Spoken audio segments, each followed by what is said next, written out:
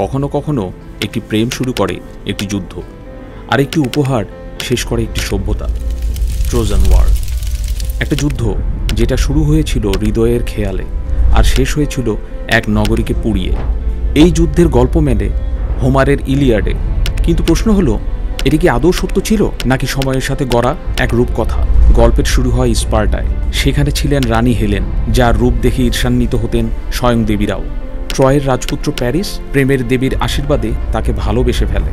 রানী Helen স্বামীকে ফেলে চলে যান ট্রয়ের দিকে। আর এটা শুধু ভালোবাসা নয়, গ্রিসের জন্য এটা ছিল চরম অপমান। তখনকার সবচেয়ে ভয়ঙ্কর যোদ্ধারা লক্ষাধিক সৈন্য নিয়ে মিলিত হয় ট্রয় নগরের দিকে। তাদের একটাই লক্ষ্য, ট্রয়কে মাটির সঙ্গে মিশিয়ে দেওয়া। এই যুদ্ধ চলে টানা 10 বছর। ট্রয়ের শহর দুর্ভেদ্য, দেয়াল যেন দেবতাদের হাতেই করা। তখন গ্রিকরা নেয় ইতিহাসে সবচেয়ে বিখ্যাত কৌশল, একটা বিশাল কাঠের ঘোড়া বানিয়ে রেখে যায় শহরের ফটকে। ট্রয়ের মানুষ ভাবে গ্রিকেরা পরাজিত হয়ে ঘোড়াটা উপহার হিসেবে রেখে গেছে। ঘোড়াটিকে শহরে আনা হয় আর উল্লাসে ফেটে পড়ে পুরো নগরী।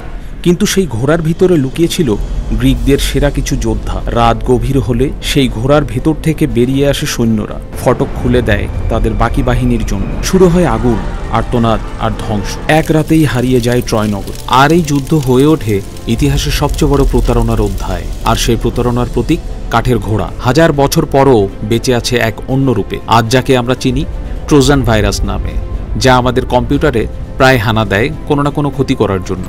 কিন্তু ট্রয়ের পরে আরেকটি যুদ্ধ হয়েছিল, যেখানে কল্পনা নয়, ছিল নির্ভেজাল বাস্তবতা। মাত্র 10,000 গ্রিক সৈন্য থামিয়ে দিয়েছিল পারস্য সাম্রাজ্যের অজেয় বাহিনীকে। চোখ রাখুন আমাদের পরবর্তী ভিডিওতে। ব্যাটেল অফ ম্যারাথন, সাহস, কৌশল আর একটি জাতির জন্ম। দেখতে ভুল করবেন না।